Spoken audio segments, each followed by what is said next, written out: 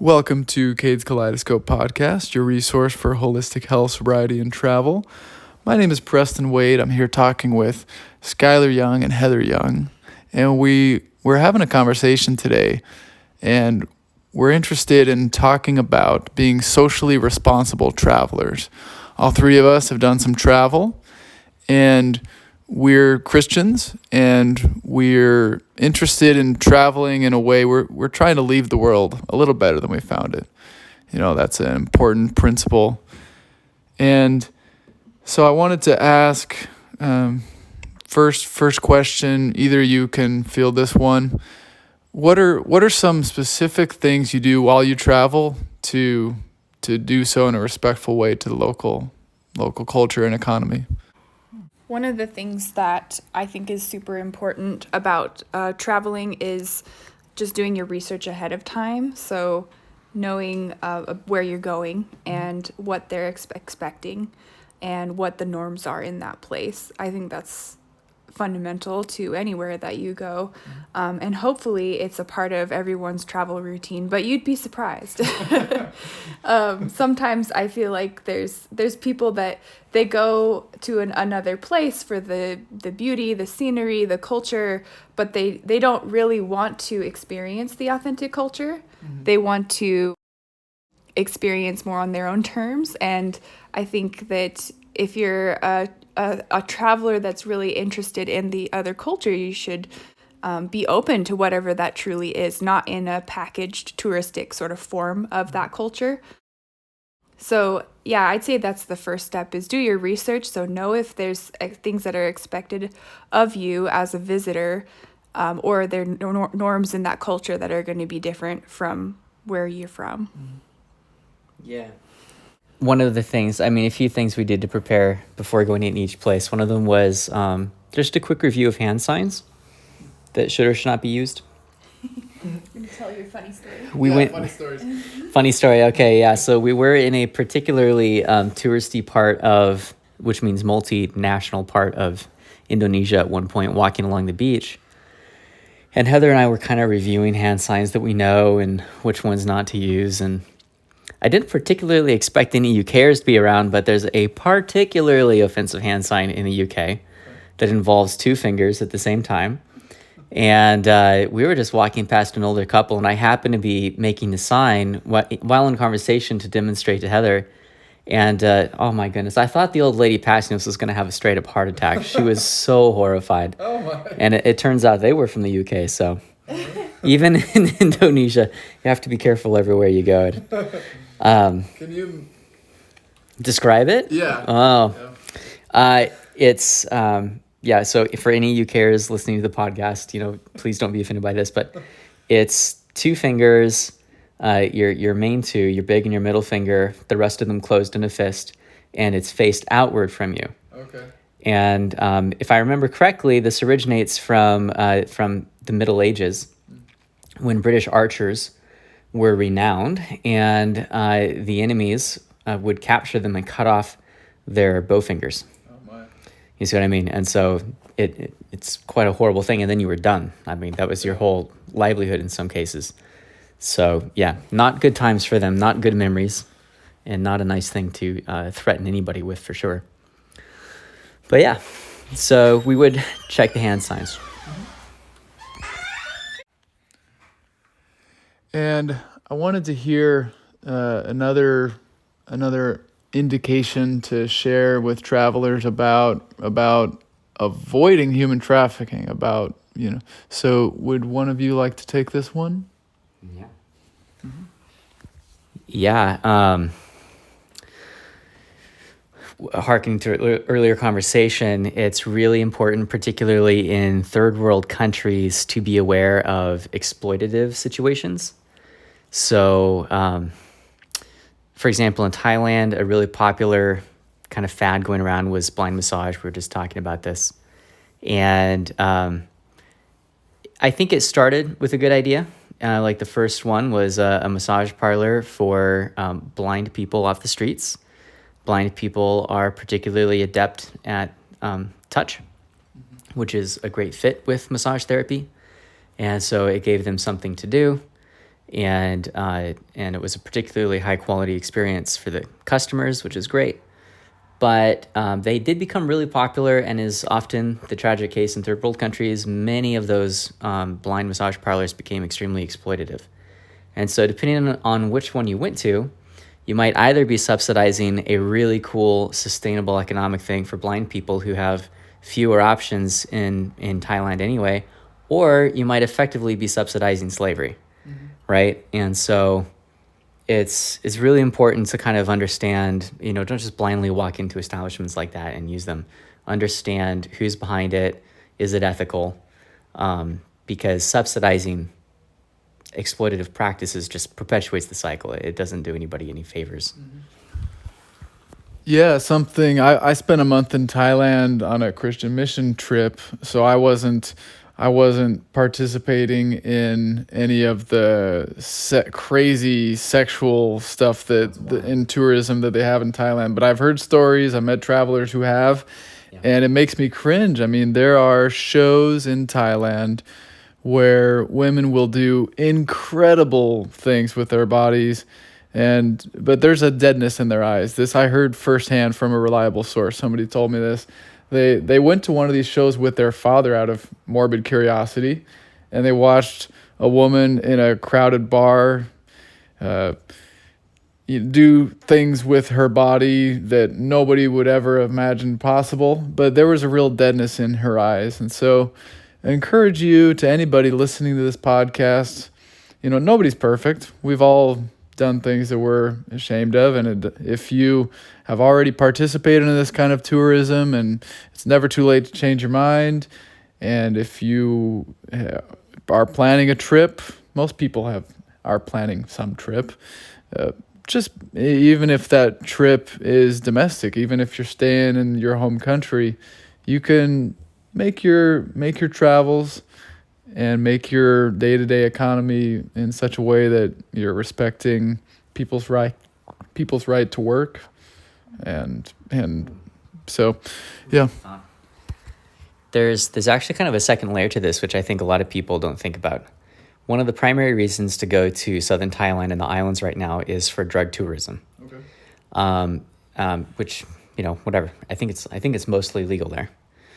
But actually, it's not legal, but isn't it? Nobody enforces it. Okay, so it's everybody kind of winks at it. Everybody knows. But you can go get like a mushroom shake at most of the bars that we were like on the island that we were staying at. Okay. And that's just the way it is. However, a lot of those establishments, the backbone of that tourism in Thailand is actually the Russian mob. And so subsidizing that has consequences for the locals. The Russian mob is not friendly to the locals. They will execute and kill them. Murder happens frequently. It's usually due to the mobs in those areas. They have even started murdering some tourists who didn't pay them. But I would say that's much more rare, right? So a tourist walking in that situation can reasonably think, well, I'm pretty safe here, but let's think about this. We're subsidizing an industry that is definitely exploiting the locals. Mm-hmm. And so, again, is this a great idea? I mean, if you want to get drugs from the Russian mob, go to Russia, but let's reconsider before we do that in Thailand, maybe. Yeah. So, Heather, please talk to us a little bit about exploitation of animals, or how to respect animals. Yeah, so I think when we were traveling, I paid attention a bit more to that, and ironically, I think that is something that is a little bit more on a lot of travelers' radar, is animal exploitation compared to human exploitation. Mm-hmm. Both are very bad. The examples that I could think of, like when we were in India, there are snake charmers a lot of places, and they drug the snakes, actually, so they don't bite you, and they make them put on a little show and expand their hood. These are like hooded snakes, cobras, I guess, and it's not great, but they're everywhere, and it's very easy to get into a situation and I was in this situation where somebody comes up to you and they're super friendly, and it's almost impossible to avoid taking a picture with a snake, and then they ask you for money afterwards. So there's many situations like that, not with and without animals. Yeah. They'll come up to you and hand you something that you think is for free, and then they want a donation afterwards. And maybe it is a donation, and like the Hare Krishnas have made a lot of money with this. But sometimes it's not a donation to something that you want to support, and you really don't know what the source is. So I would say just be very careful in handing out money to people in a country where you don't understand the culture, you don't understand where this money could be going. So that's a big part of being responsible. Another example I could think of is we were on a very small island in Indonesia called the Gili Islands, and we were on the big island called Gili, right? Gili Trawangan, that's right. Gili yeah. Trawangan, that's right. So there's a series of 3 little islands that are actually next to a larger island called Lombok, which is one of the main islands of the Indonesian chain. And this island has no cars. It only has horses. And it was interesting to me because you would think that, these horses are just terribly treated and they're just there for tourism and to cart everyone around. It is true, they're working horses, but they're also a very fundamental part of that economy. And it's not good for if everyone stopped using those horses for transportation, there would be no transportation. You'd be basically human powering everything. And also there's a wide range of experiences of the owners and the horses and everything like that. Oh, do I need to hold it? Making sure that I was still recording. Okay. Yeah, we're good. Yeah, so there are cases where these horses were not treated well, mostly because the owners themselves were actually very impoverished. But the owners who were better off, they treated their horses well because the horse was the tool that allowed them to earn their living as well.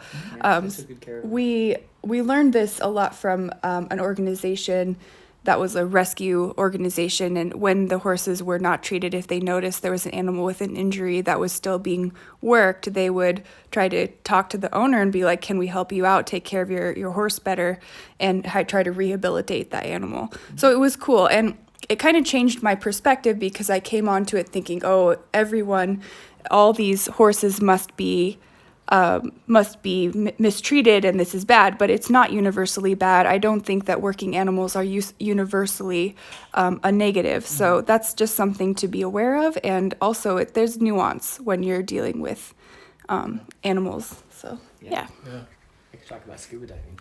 Yeah, there's nuance in everything. Yeah. So go ahead and talk to us a little bit about scuba diving. Yeah. Yeah, well, that's like a really important part of the ecosystem and a lot of animal tourism, if you will. Basically, it's just a part that we don't think about as much. And same kind of deal.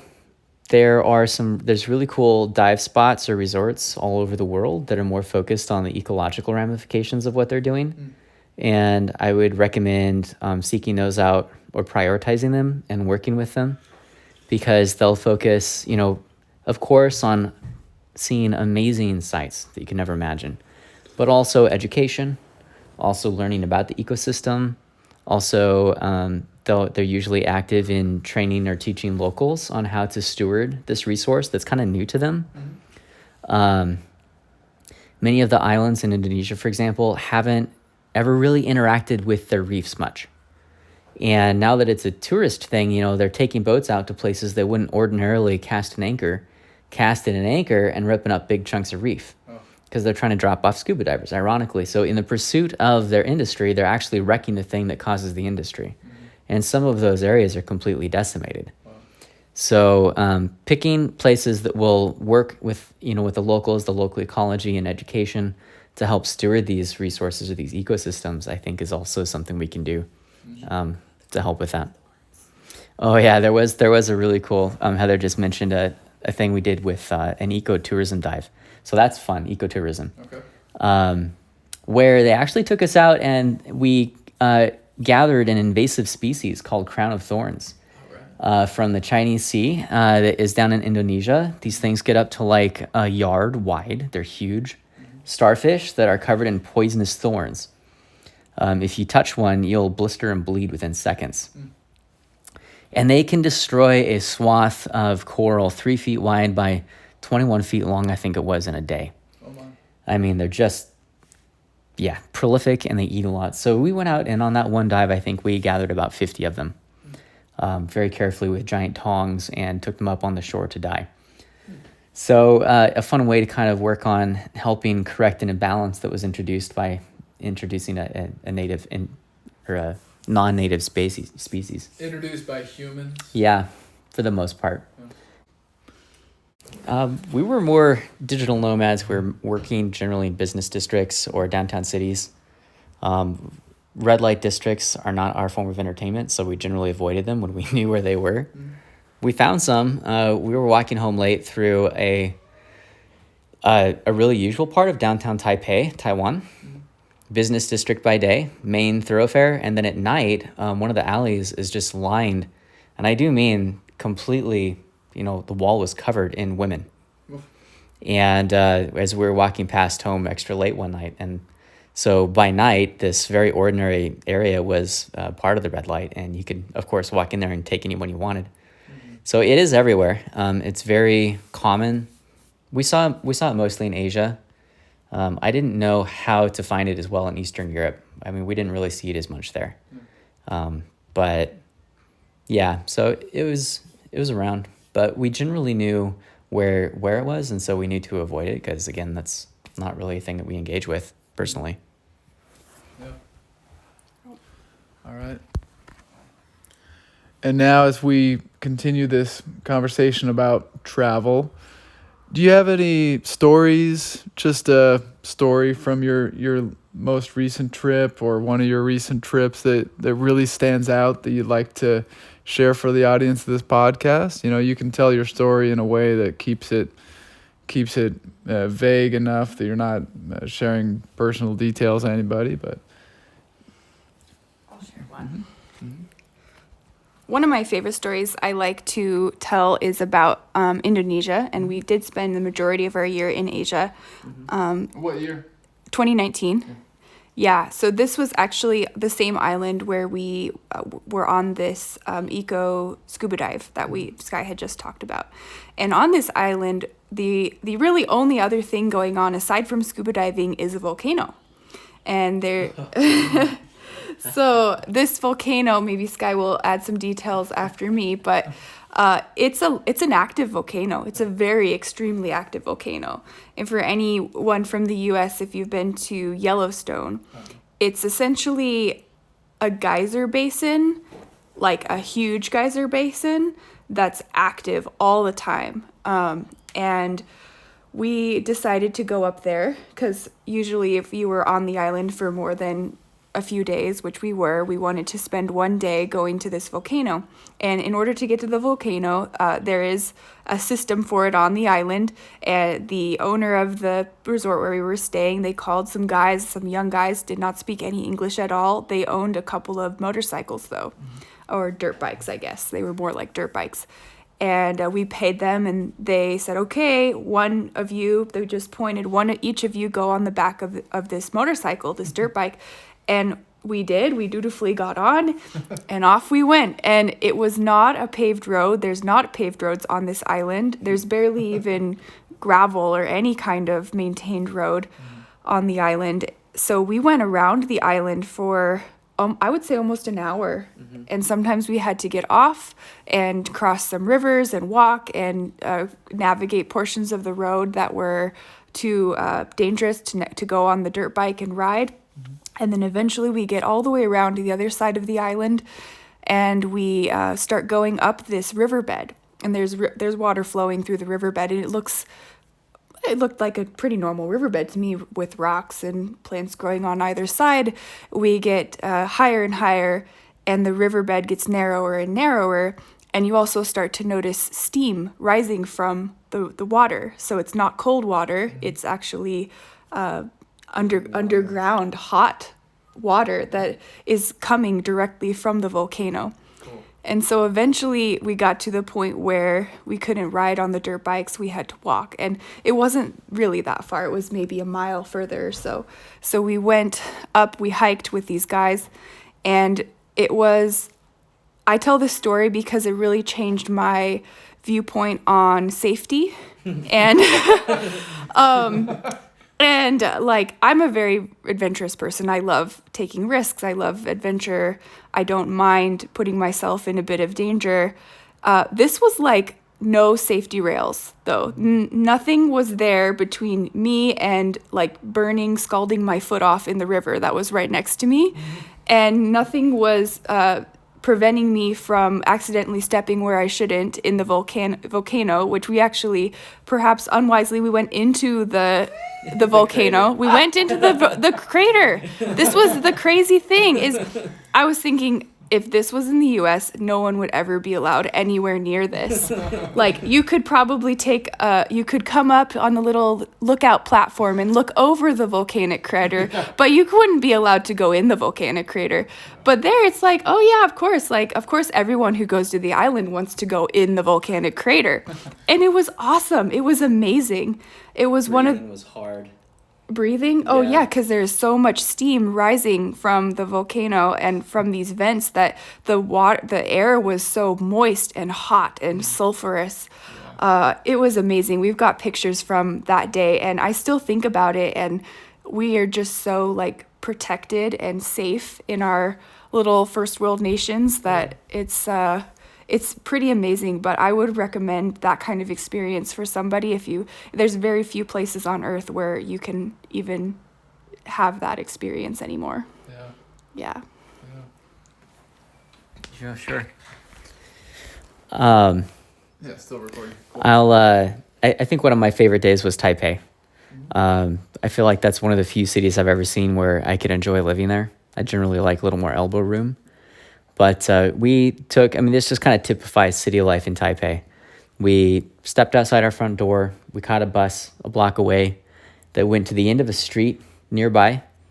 And it ends because there's just like really steep hills that just jut out of nowhere, and they're covered in jungle. So you go from high rise to jungle, in the space of a few steps. And the street turns into a footpath that goes up into the mountains. And I mean, these paths, they go forever. We found exercise gyms, makeshift, up in the middle of the hills. People would run up the steps. Wow. We found temples everywhere, of course, and shrines and things. And we spent half a day wandering around through the jungle, in these trails, and then just came back out of the jungle, back onto a busy city street where a bus picked us up and took us back to our house, from a different point. That was a pretty exceptional day, and one of my favorite memories. So I highly recommend checking that place out. Cool. Yeah, we're recording this during the COVID-19 pandemic. This is August. No, I'm sorry. This is not August. We're in September, soon to be October of 2021. And you were able to do some travel even during the quarantine or during the stricter part of the quarantine? Do you want to share any stories about that? I know I was lucky enough to be in March of 2020. That was essentially when the world shut down, right? That was when the strict part of the quarantine started of the COVID-19 pandemic. And I was lucky enough, I was at a rainbow gathering in the mountains of Argentina, or Argentina as we say in American English. and I was lucky enough to be quarantined there. I was without Wi-Fi, there was one bar of cell signal if you climbed a hill. And it turned out to be a perfect place to be quarantined because there were 50 of us, and then the rainbow gathering ended, and then we were only 30, then 20 people, and 11, then 12 people. We never, we one by one, we got permission. Even during the strict part of the quarantine, we got a permission to go back home, to make a trip home. So nobody new arrived, but one by one, people got tired of each other and went. They're the best of us. Yeah, I built a small house. I built a teepee there on that. That's a piece of land that was not gifted to the Rainbow family, but it was made available for us to stay on. Up north I'm sorry. Were you more up north in like the jungle area, or were you down, south? Like, where were you? Yeah, we've all been to the jungle of Argentina, the waterfalls at Iguazu. That's a spot all three of us have gotten to visit. But I was in Cordoba. So Cordoba, you could call that the foothills of the Andes Mountains. Oh. And Cordoba is climate somewhat similar to Yakima, because it's a higher desert, and really unique. Something really magical happened there with the way it was my first Argentinian winter, and it was winter in the month of July and August, of course, because the seasons are reversed. And it was my second birthday overseas, and I had built my own place, and I had become a carpenter. I had built chairs and a ladder and a broom, and I really came into my own in a new way in this rainbow community in Cordoba. And that's all to say. What were we talking about? Where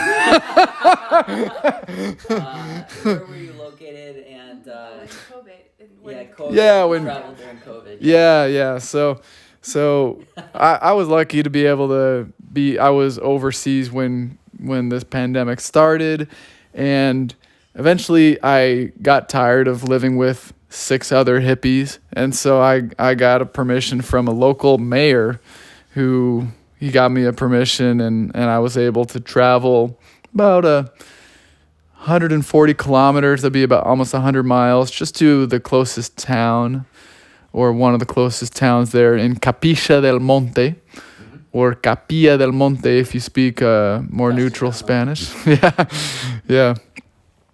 And in Capilla or Capilla del Monte, I fell in love with somebody, and that we were only together for 6 months, but it was a powerful experience. We were talking about becoming parents together, and so that's all to say. Travel's awesome, even during a pandemic if you can. Mm-hmm. Travel's a good way to invest in yourself. You can learn another language. You can would you like to? I'll pause. Why do you travel? What started this journey? We had this idea to travel. Oh, I'm holding it wrong. Okay. We had this idea to travel early on before we even got married. So we got married in 2016, and we started traveling in 2019. So we had a little bit more than 2 years. We were very fortunate to be able to save a bit of money while we were first married, and we decided we didn't want to put it off for another year, which was wonderfully timed in retrospect, because the next year would have been 2020, and all of our plans would have probably gone down in flames. But I was never really the one who wanted to travel for an entire year. I have traveled, fortunately, some with my family, some on my own, but short term, like a few weeks or even up to a month, and that's good for me. But Sky was the one who really kind of pushed me, be like, no, I want to travel for a whole year, and I want to see what that's like. So originally our goal was to spend the entirety of 2019 outside of the United States. And we almost met that goal. We unfortunately had to return to the U.S. for about a month because of the death of a family member during that year. But then we did return to our travels. We went back to Thailand, so that was our first destination after the first few months. The whole purpose of traveling for me was to explore. I had this describe it as a touristic mindset of I want to see everything and I want to do stuff, and I'm a very like planner, organized type of person, so I'll research, and that's very useful. It's good to know what you're getting into before you go, but I also over the course of the year recognized that the best experiences we had were totally unplanned. And when doing some research to have a foundation, again, understand the cultural norms, make sure you're not going to be in deep trouble when you arrive, because that's not a good place to start.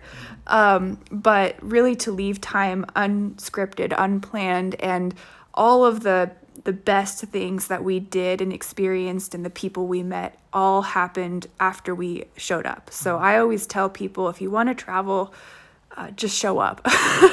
Show up and figure it out. You don't have to have an itinerary. In fact, don't make an itinerary. And in the US, I think especially we have this model of the 2-week vacation, because that's all the vacation we ever get. And the 2 weeks of like, oh, I have to plan everything. I have to maximize my experience. And all of these touristic agencies are there to, they'll take you on a bus tour and they'll have it all mapped out for you. But it's very packaged and it's not authentic at all, in my opinion, even in well-traveled places. So it's time to travel, is time to let your brain run wild, and you're going to be in an environment that's new. And honestly, just like, I don't have psychology research right in front of me to back this up, but I do think that travel will make you healthier mentally. It will allow you to grow in ways that you might not even be able to grow had you not gone. Yeah. Thanks so much for that perspective, Heather. And I'd like to hear from Skylar a little bit about being digital nomads. Yeah. So I definitely have some very specific hot tips for people who want to do this. I was not anticipating working that year. I was supposed to take it off. But as soon as I left the country, my little side business that I'd had going next to my job kind of like took off. So you can plug that if you want. Sure. Yes, absolutely. Come to sitesavvy.com, the best websites in the world. But yeah, so we kind of had a choice to make, like, well, are we just going to, throw it all away, or are we going to try to work and travel? We opted for the latter, and so we started looking for co-working spaces, and that shaped the rest of the year. We were looking for co-working spaces, and we're essentially copying from one to the next all over the world. So yeah, don't use WeWork. Just like they're stupid. Repeat that without cussing, please. Okay. Don't use WeWork, just forget those guys. It's super, super expensive. It's of questionable financial integrity and ethics. They're everywhere, but just don't do that. Instead, because we were mostly trying to do this fairly affordably, we were looking for the really good local spots. And some of these were very international, and some of them we were the only people speaking English, but they were still super friendly, of course, because co-working spaces are one of the coolest, friendliest places on earth, always. But that was awesome. I think one of our favorite ones, because I know people are going to be like, where do I go? CoHub in Thailand is one of the top-rated ones on the planet, and I mean that by people who know, but it's way out of the way. And so you really have to kind of know about it in order to find it. That was a great one. I'm going to pitch one of my favorites. Yeah. It was in Belarus, which is still kind of under the thumb of Russia, still very authoritarian. And there was this amazing little co-working space called, what did they call it? Who is John Galt? Who is John Galt? Wasn't it something like that? Yeah, it is. Who is John Galt? Which is a very contentious statement in America for Ayn Rand and all, but in the context of Eastern Bloc nation, this is a very strong statement of freedom and liberty and creativity, expression, self-expression. And I was like, wow, you really called your co-working space that. So that was a cool one in Minsk, Belarus. But yeah, choosing local co-working spaces was the best. They tell you where to go get food that's authentic, that's local and reputable, and usually a whole lot more cost effective. And you learn about the industries and the creative people who are trying to make local economy work for the people who live there all over the world. It's the coolest. That's great. Do you want to explain a little bit about more of this statement? Who is John Galt? Because I never read Ayn Rand. I don't know anything about this. What's either you want? I guess I can. Yeah. Sure. So, Ayn Rand is a very famous but controversial author, and she was a Russian immigrant to the United States. And I might get a few details wrong, so please forgive me, any scholars out there. We both have read her best-known work, the Atlas Shrugged. I was going to say The Fountainhead, but that's the other one. That's the second best-known work, Atlas Shrugged. And Atlas Shrugged is a novel that explains her philosophy, which is called objectivism. And essentially, it's very... I would say it's a way of helping a person identify like their own personal power, and there's a lot about individualism rather than collectivism, and that's where she falls under criticism because she views the individual and the individual's choices, beliefs, actions as sovereign, essentially above everything. And she explains that philosophy throughout the novel.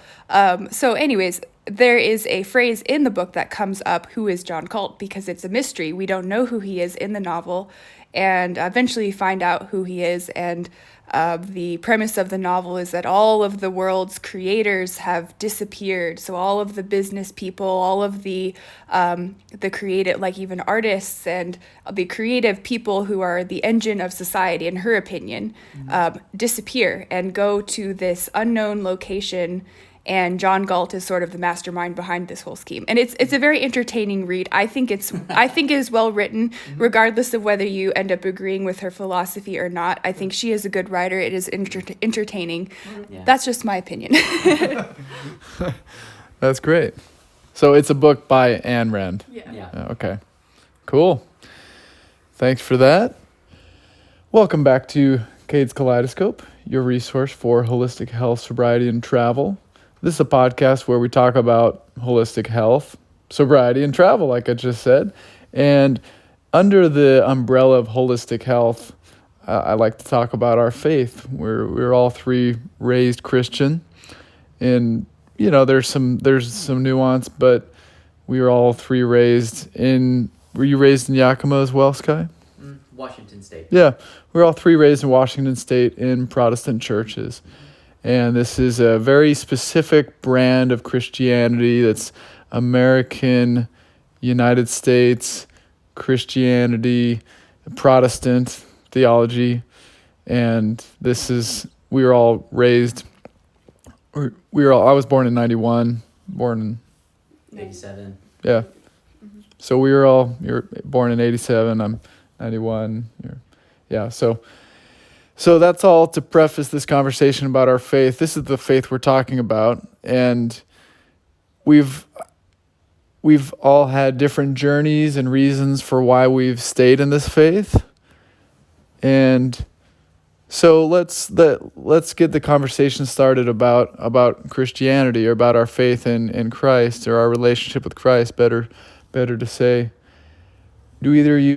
So my first question for both of you is, why have you remained a Christian?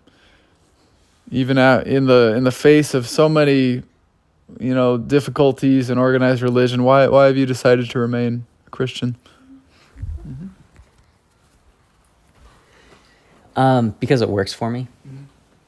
I've seen a lot of analyses which point out that, and I think that my own experience bears this out, so obviously I remember this analysis, right? Although I couldn't tell you what the original source was, that anyone really tends to stick with the beliefs they were raised with if, it's working for them, if they feel like they're getting good results from it. And I bear witness that I think most of my friends who I've grown up with who have decided to not pursue a Christian walk, as you've just identified it more or less, it didn't really work for them. Either growing up or or alternatively, they hadn't really engaged with it too much. I would venture to say, and this is going to sound terribly judgmental, so this is just my opinion. This is what I kind of like my own beliefs that I've cultivated from observation. But I felt like I had observed that many people who ended up leaving the faith also hadn't really engaged with the spiritual very much, period. And so you go through the motions for a while because your parents tell you to, and then you're kind of, at some point, you're thrust out into the real world, quote unquote, right? And you have to face reality, and you're going to encounter all kinds of problems, all kinds of challenges, many, many, many viewpoints and ideologies and other religions that have never been encountered before. And I think a lot of folks, no matter what their background is, I mean, it could be anything, aren't really braced for that. And so then it's almost random what they end up sticking with in the long run. But for me, at least, it worked for me. So I never left it is kind of the short answer. For me, I would say similar kind of answer, but I'll tell a couple of anecdotes just from my life that helped me frame this up. One is a friend from college who we were an acquaintance from college, and we were talking about spirituality and faith, and college was honestly the very first time that I was faced with a large community of people who were non-Christian. And at Harvey Mudd? At Harvey Mudd, yeah. In Southern California, I went to Harvey Mudd, and I had actually very seriously considered attending a Christian school. And in retrospect, I'm very, very glad I didn't. I was raised in a community in a pretty small-ish city where there's a Christian majority, I'd say, and I had many people around me who had no reason to believe otherwise and were surrounded by a lot of just homogeneity of belief. So I was really glad. It was difficult, though. It was very foreign to me to be surrounded by probably a majority of people who were not Christian, maybe people of another faith or of no faith. And this friend, anyways, she considered herself pagan. And so we started talking about her beliefs. And I realized over time that you're kind of just inventing your own religion, aren't you? That's how I phrased it in my mind. And she's like, oh yeah, and I like pray to this deity on this day of the week and this other deity on this other day of the week, and I have all these rites. And it seemed like she really enjoyed it and she was very sincere, but it was very piecemeal. And I was like, well, why did you choose this deity and not like one of many others? And anyways, it was just an eye-opener. It was a not too long of a conversation, but I still remember it as she's kind of doing DIY religion. And it made me thankful that at least at that point in my life, at 18, 19 years old, I had a religion that felt more cohesive and a long history. And even within Christianity, of course, we have our divisions and disagreements of how theology should be interpreted and everything. But at least we have a history of that. And we have a large body of knowledge and scholars and people that are alive today where we can have these conversations rather than doing DIY religion. So that's one thing that has influenced in me. And the other thing is a more recent conversation that I had. It was actually last summer. We went on a backpacking trip, and there was a girl I didn't know very well who was on the trip with us. And she was raised Christian, and she was a Christian, and she'd spent, I think, a semester of her college experience at a Buddhist monastery. And so she was interested in studying Buddhism from a more academic perspective. And so she went on a study abroad trip and stayed at a monastery. And it was super interesting talking to her, especially since she still considered herself Christian. She wasn't trying to convert to Buddhism. And she said something that I think is very profound, which is it essentially amounts to, if you feel like you question your own faith, but it's not complete bogus, you should still keep on pursuing that. If you feel like there's some merit and there's truth to it, don't just throw it out and try to start over again. And that's actually advice that she got from the Buddhist monks. And I was like, wow, that is really profound. Would you repeat that a little slower, please? Sure. So the advice I'm going to paraphrase, but it was, if you feel like there's some truth to your faith, even if there's parts that you struggle with or disagree with, don't just abandon it, but keep pursuing it. And that was a truth that she had come to while she was studying at this monastery. She knew that she had been raised Christian with this heritage, this background, and she was super interested in Buddhism. But she decided in the end, I'm going to keep pursuing my Christian roots, my Christian faith, because that's it. You can't replace 20 years of education and culture and like heritage. Even if you're a young adult and you question your faith, that's fine, normal almost in our society. But you don't need to reinvent a new faith or convert to a new faith because you don't have that background, you don't have that culture. And I really believe that. So in a sense, I've remained Christian because it's my roots. Not because I don't think that there are other paths to truth out there, but it's something that I'm most familiar with, and I think there's still so much I don't know. Excellent. Moving on, miracles are a big part of my faith, and I've always been an emotional Christian. I've always needed my emotional side to be satisfied in church. So here in Yakima, I was raised here from age 10 on. And there are lots of churches that nurture to the intellect, and there are other churches that focus more on the heart and the spirit. And when I was recently diagnosed with bipolar, I was fresh out of a psychiatric hospital. And I went on Friday nights to Open Bible Christian Center, and that's a Pentecostal charismatic church. I had some amazing experiences there. Yeah, we know the same guy. Yeah. Great. The leadership when I was there, it seemed great. Everybody was their kind of church. They believe that God wants us to be healthy and well. So they will pray for the sick until the sick are healed. And if the sick are not healed, well, then they'll, well, that's unfortunate, but Pray some more. keep praying. Yeah, that's the kind of church that this is. And I was lucky to,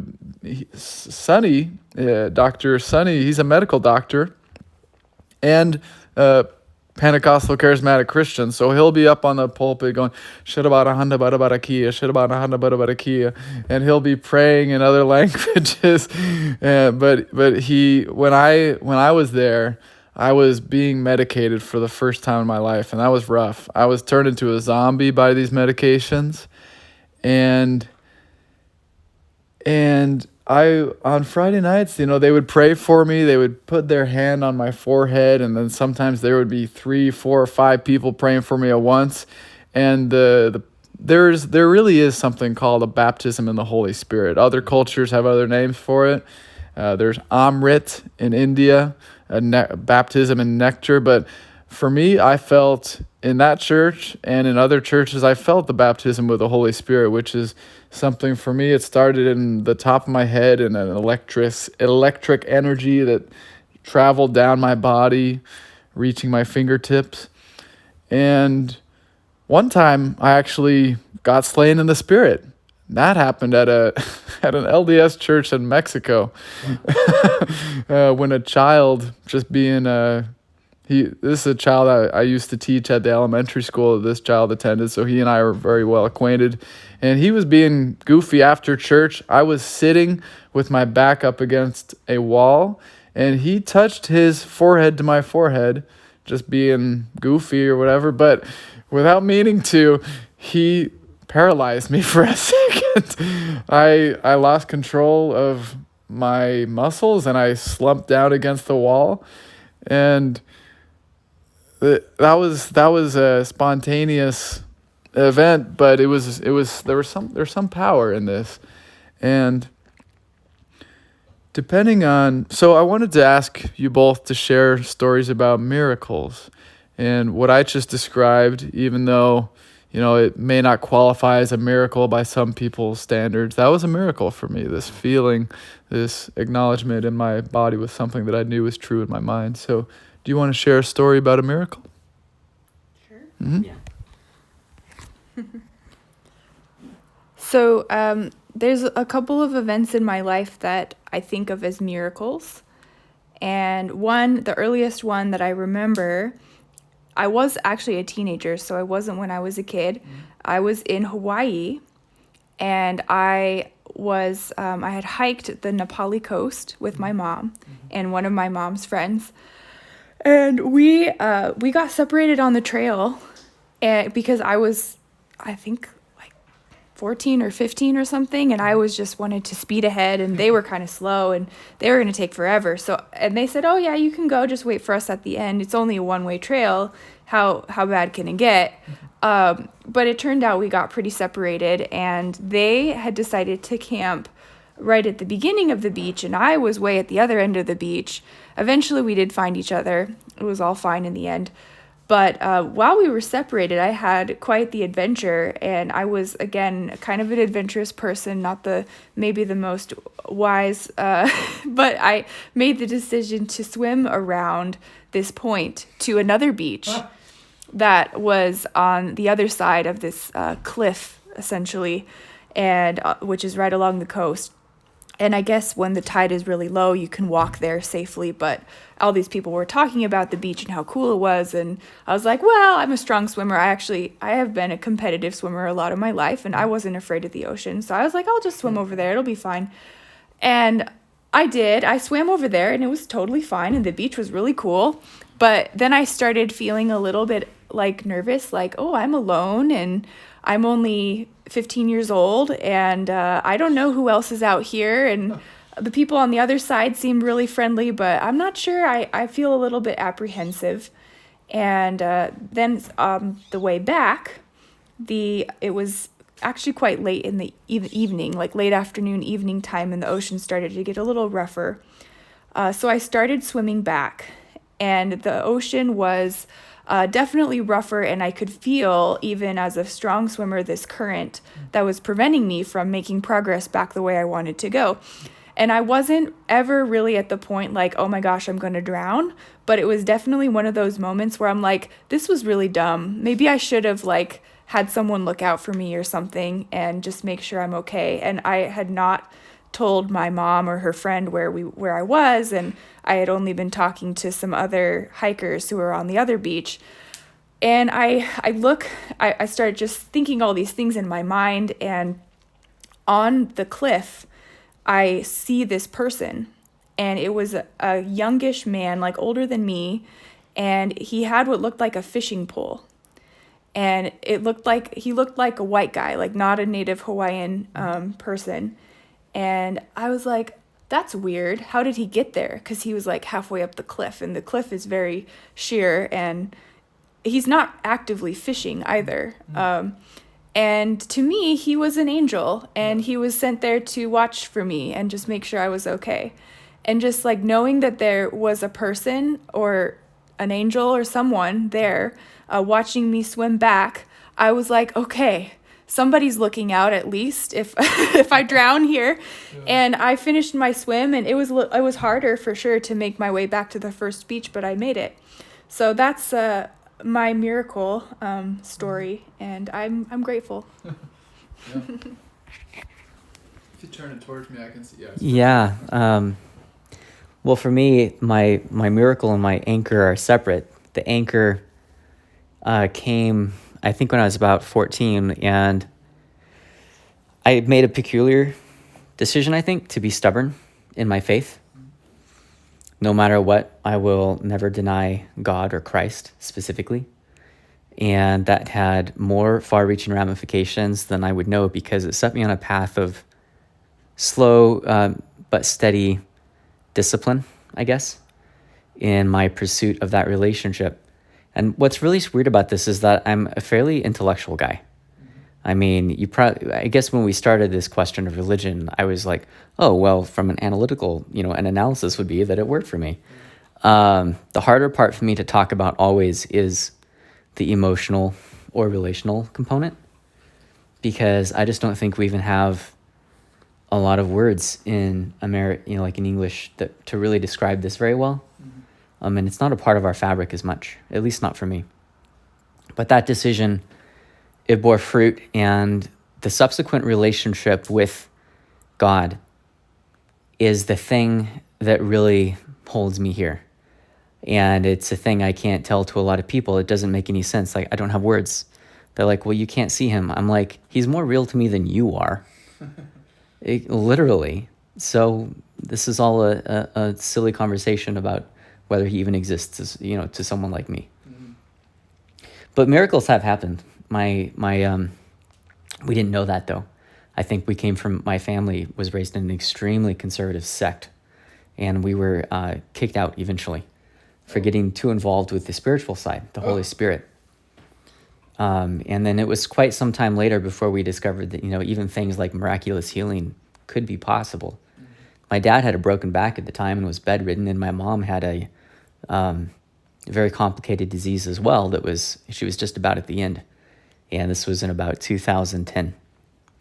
At the very end of our rope, I had just come back from an internship in LA, and I didn't realize how bad things had gotten, but they lived in a fairly nice house that they were about to lose. This was 2008, actually. It was after that crash. Mm-hmm. And my dad had lost his business, and we had lost 2 houses, and they were in litigation to keep the one they had. And then the sheriff showed up and said, you have 5 days to get out. There was a closed door session with the judge. No one was allowed, but the decision's made. You're gone. So they're all invalids, and I can't move the house on my own. And we were halfway through, literally like a TV series from some Texas preacher, but he had a compelling case to make that, like, miraculous healing is possible. And so my dad basically said, well, what have we got to lose? We just lost everything anyway. So he led us in a prayer for healing, a miraculous intervention, and then he stood up and did jumping jacks. My mom stopped having seizures. She hasn't had one since. And my sister also recovered from some pretty... she was in a dark place emotionally for a lot of reasons, which is her story to tell. And for her also, things started to turn around a lot at that point. So we, 4 able-bodied people now, moved out in 5 days and started life anew here in Yakima, as a matter of fact. So that was pretty amazing. I wouldn't say it has been foundational, but it sure was a beautiful confirmation of faith. Yeah. Praise God for victory is what I like to say in that when I hear those kinds of stories. Yeah. So have either of you thought seriously about changing religions, or have you been on the verge of losing your faith, becoming agnostic or atheist? I have not ever considered becoming atheist. I have definitely had my moments of agnosticism, and I think I've always been at least a deist, at least believing in a God, if not a knowable God.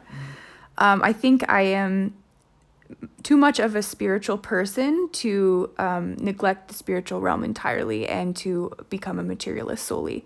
So I've had too much evidence, honestly, within my life to deny the spiritual realm and deny the existence of a God. I have, since getting married, actually, I've delved a lot into yoga and yoga philosophy. So that's influenced me quite a bit, but it has not caused me to want to convert to Buddhism or Hinduism. As many people who are practitioners of yoga do become Buddhist, I would say. And Buddhism is an interesting one because depending on where it's practiced, it absorbs elements of the religion that's already practiced there a lot of times. So you see sometimes a merging of Buddhism and Hinduism throughout a lot of those kinds of philosophies. But anyways, it's been very interesting to me because I also was raised in the Protestant church like both of you, and was taught rather directly sometimes that yoga is bad and you should stay away from it unless you want to become demon possessed, basically. Like, not kidding. Like, I've basically been told that by people. And so, like, I understand kind of where those people come from, and like they want to be careful with their spirit, and they want to be pure in their faith, and I understand that, but I fundamentally disagree with the idea that you should never explore other philosophies and other faiths. So it's been, I think, a journey of becoming more well-rounded in my faith in a way. And practice of yoga has taught me a lot of spiritual disciplines that were never taught to me within the Protestant church, like meditation, like the connection between spirit and body, which I think we have this very dualistic representation of in Protestantism. They're like, the spiritual is pure and holy and good, and the body is carnal and evil. Yeah. Whereas in yoga, it's like your body is the one and only tool you have to experience life and experience the world, and the body should be treated with holiness. Like, there's an exchange and a connection between your body and your spirit. So some of the experiences that you shared about being slain in the spirit, or having these physical experiences that were also very spiritual, I think are so real, and I've experienced some of that too. And I never would have had the opportunity to explore any of that had it not been for yoga and just being exposed to some of those ideas as well. So that's kind of where I'm at, and I can't say that I never question anything to do with Christianity, because that's just not true. But I would call myself a Christian, and I'm still exploring my faith and figuring out, like, now well, I'll share on the podcast, we're having a child pretty soon, so having a child is a great opportunity to really figure out what is it that you believe, and what is it that you're going to try to instill in your child. It's difficult, but because it's one thing to live your life and just make decisions for yourself, but it's much more weighty to me to think about, what am I going to teach my child about spirituality, and how am I trying to mold them? Yeah. I love this question. This for me goes more to the intellectual side. Are there conflicts I've had with, I think it more comes down to, like, if for anyone who's considering, from having been a Christian, should I be an atheist, should I be agnostic, they're probably not having that tight spiritual connection in the first place, and then secondly, an intellectual principle or part of their worldview is being challenged, which should happen all the time regardless, if we're doing our job and, like, getting exposed to new ideas. And for me, that does happen frequently. And I love talking to people who shoot my ideas all to pieces. And frequently, the most intellectual people I talk to are certainly not Christians, which I think is an indictment. And they have really interesting ideas, and it challenges me. But then also, I've discovered that a lot of, I'm thinking about this from the perspective of, like, how come it seems like Christians aren't very well equipped to be challenged intellectually? And it seems to me that they aren't willing to kind of use the scientific process a little bit and step back and check their assumptions. I'll say we, because I am one. Yeah. I feel like I'm not ready enough to step back and check my assumptions. And when I have what feels like a uncompromising conflict between two ideas that might challenge my faith, I can either look at it and say, well, this is just, these two big, like, evolution and Christianity can't go together. Oh, no. How am I ever going to reconcile all of these scientific people I think are so great and then, like, my faith? Or are they really opposites, right? Is evolution and science really incompatible? Maybe I should go back and check the reasons why I think that's true in the first place. What assumptions am I making? So I can either conclude that, sure enough, these two big ideas are both, I have them all figured out and all of my assumptions are correct and they don't work together, or I can go back and check my assumptions. And I find that second process is much more useful. If God is real and the absolute constant in the universe, and evolution is a process that happens, then what can I conclude about God? What does that communicate about truth and the nature of things? Right? And then I start thinking down the path of, well, Maybe evolution is the creationary tool. Maybe this is the mechanism by which creation has occurred. And if I start looking down that path, I discover there's actually a large group of brilliant minds who are both evolutionary biologists and Christians who find no conflict with these ideas. And I study it further, and I mean, it's been illuminating. So I won't go off on a rabbit trail on that one, but yeah, I haven't found the need to wonder, to be thinking I should be an atheist or agnostic, because instead of being afraid of challenges, I can look at them as an opportunity to actually learn more about the nature of truth and God in a weird way. Absolutely. Next question. Next topic for discussion. Science comes from Christianity. The scientific method was born from a Christian society and from Christians. Today, some of the greatest some of the greatest universities that continue today to this day were started Christian and started by Christians. So this is just to say that it's worth, if you're listening to this podcast and you're on the fence, or if you are raised Christian and angry about something that happened because of the church, I think it's worth mentioning that it's just the best religion there is.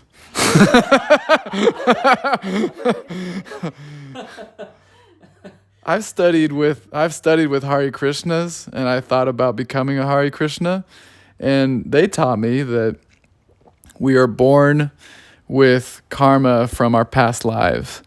And today in India, you have a society of caste society, right? Is that what it's called? Yeah. Have you been to India? Yes. Cool. I haven't been yet in this lifetime. It's beautiful and terrible. Yeah, so the caste society in India, a lot of the reason why why it's difficult to go from the middle class to the upper class, or it's difficult in India to go from the really extreme poor to, you can't change your class in India apparently because of the caste system, and because in Hindu belief, the reason a child is born blind is because they did some horrible sin in their past life, and I also wanted to share a little story. I'm going to read John chapter 9, and starting in verse 1. Jesus passed by, and he saw a man which was blind from his birth. This is the King James Version. His disciples asked him, saying, Master, who did sin, this man or his parents, that he was born blind? Jesus answered, Neither hath this man sinned, nor his parents, but that the works of God should be made manifest in him. I must work the works of him that sent me, whilst it is day. The night cometh when no man can work. As long as I am in the world, I am the light of the world. So this is, for me, the most compelling Bible story, which makes me think about karma from past lives. Because the religious people said to Jesus, who sinned, this man or his parents, that he was born blind? What do you do with that? Do you think Jesus could have been a believer in past life and reincarnation? Do either you want to? I think given the context of the question, it must have been a common belief of the time. Yeah. That's all I can take away from it, is that this was a common belief that if you had some sort of ill fortune befall you. You can also think of the story of Job, where there was all these terrible, awful things happening to him. He lost everything. He lost his wife. He lost all of his kids. He lost all of his possessions. He was afflicted with sickness. And all of his friends are like, Job, what did you do to deserve this? So I would think that this is a common belief around the time that both of those texts were written, so probably written thousands of years apart, but it's a pretty common belief throughout human history that if there's something nasty happening to you, it's probably your fault or your ancestors' fault. Yeah. So the Jews would have been partially taking this from the context of the third commandment, I believe it is. For I am a jealous God, punishing the children for the father's sin to the third and fourth generations of those who hate me, but showing faithful love to 1,000 generations of those who love me and keep my commands.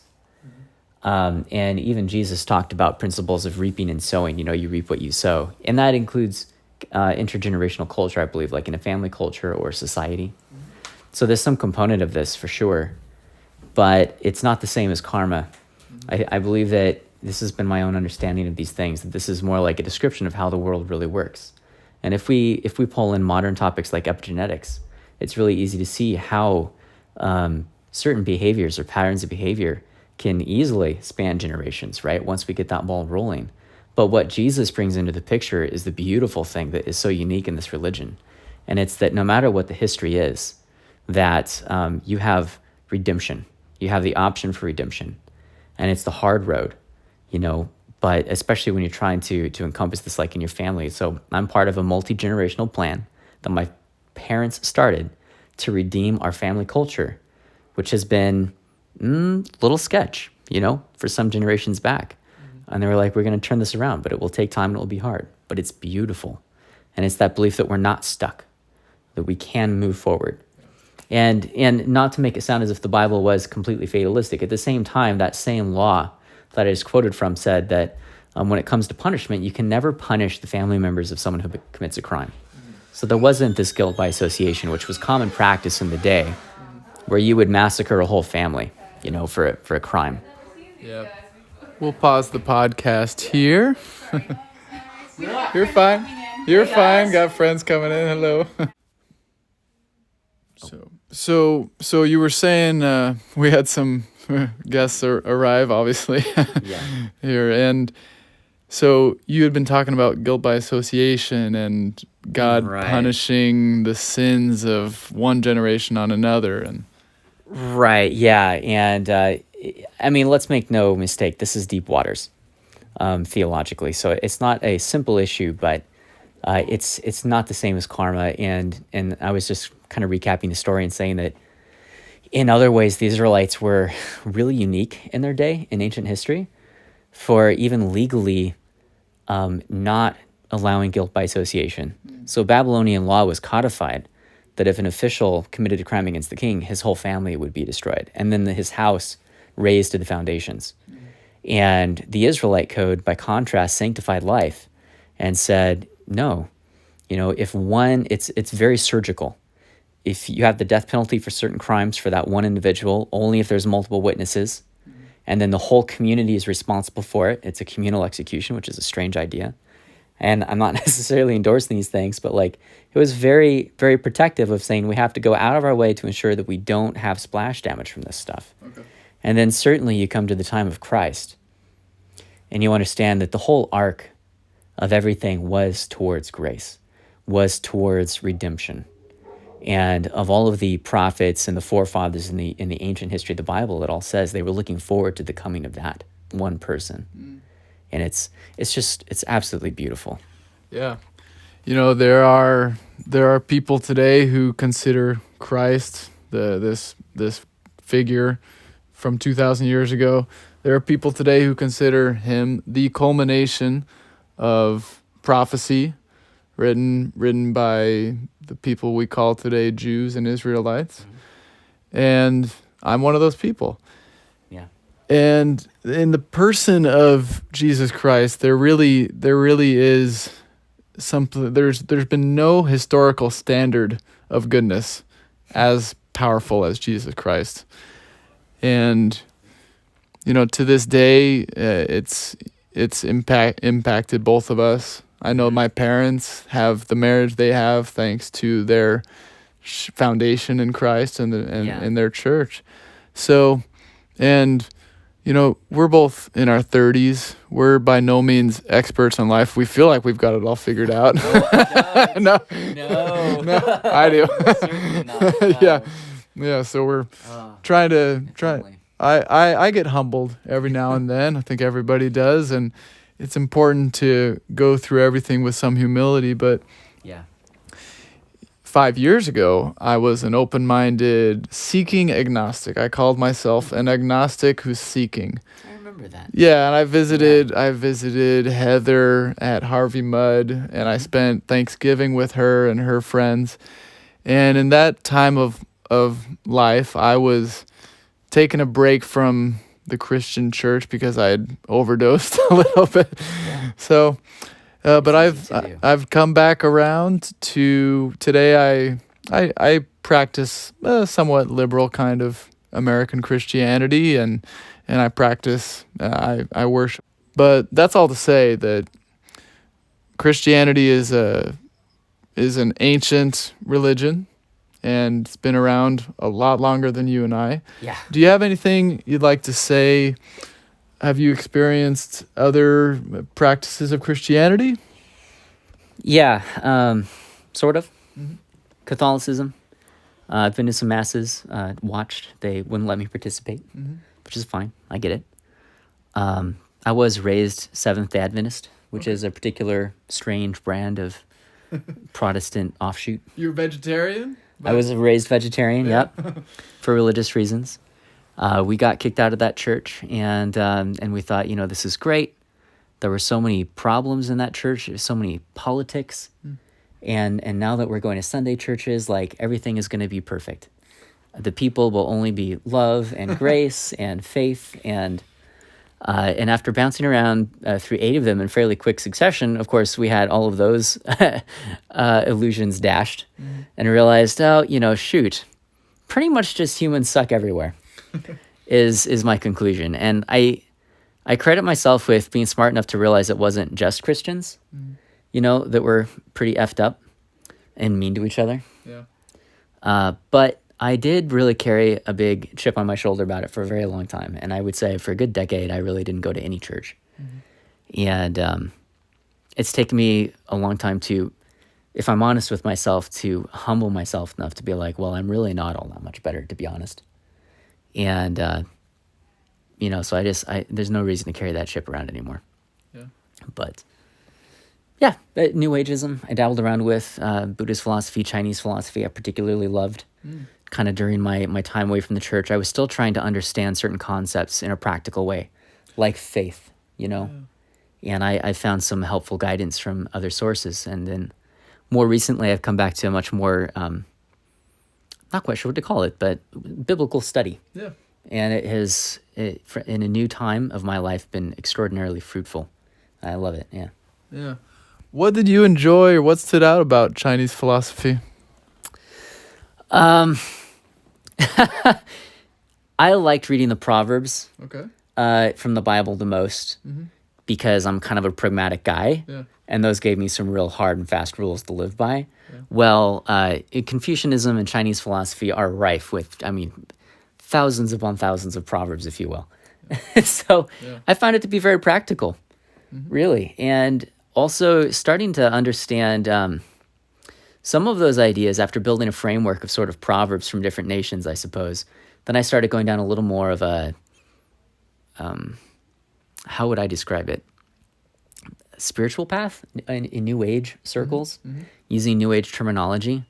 And the way they talk about some things made me reconsider what faith really means. They would say, for example, that I should imagine or visualize what I want, or what I'm trying to achieve, or my future life. And then as I really internalize that at a very deep level, then the universe responds by bringing it closer to me. That idea, as one example. Yeah. And I started to think like, this sounds familiar. This sounds kind of like walking, towards something that I believe is going to happen, walking in faith, as the Bible says, when you don't know for sure it's going to happen. Yeah. But it's that really deep belief. And so connecting these ideas made faith a lot more real to me, which started to make the Bible seem a lot more interesting and practical too. Because then understanding that faith is something that I literally walk out. And it has a big responsibility attached to it. And made everything very, brought it home, if you will. Yeah. That's great. We're going to call it there for this episode. Well, wrap it up. Do you have anything else you'd like to share with the audience of this podcast on this subject? Yeah, we covered a lot of ground. Heather had to step away to greet some guests, but I'm sure she says hello and goodbye and nice to meet you for a moment. And our last word is to go travel, for sure. Yeah. It's one of the best ways to have worldviews shaped and to have a wider understanding of humanity, I would say. It doesn't even have to be challenging, but you'll discover so many amazing things about other cultures and beliefs and beautiful people out there. Yep. Well, thanks so much for coming on this episode of Cade's Kaleidoscope. And we'll see you on the next episode. We'll probably be talking about finances.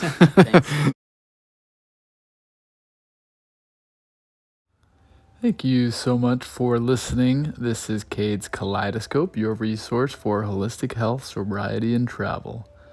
My name is Preston Wade. The music you heard in the beginning of this episode is called Long Road Ahead by Kevin MacLeod. And the music you're hearing in the background now is called From the Earth by Judson Crane. You can pre-order my first book by sending $15 or more. The Venmo address is at Cadespodcast.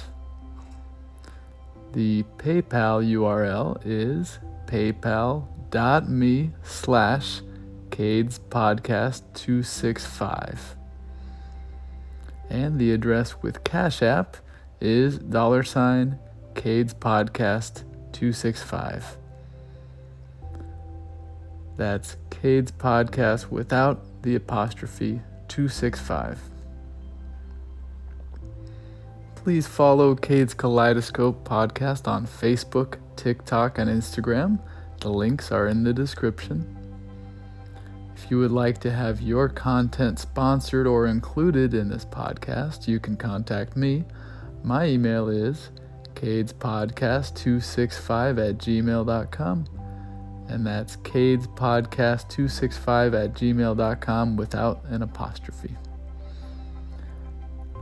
Please send me an email. Let me know what you thought of this episode. That's the same email address, cadespodcast265@gmail.com. Please like, comment, and subscribe wherever you listen to this podcast and leave a review. That'll help make this popular. If you like your music, poetry, or art featured on this podcast, please send that. Again, the address, cadespodcast265@gmail.com. Matios means thank you in a Mayan dialect. So again, Matios. I hope your day is full of wonder. Keep rotating your kaleidoscope.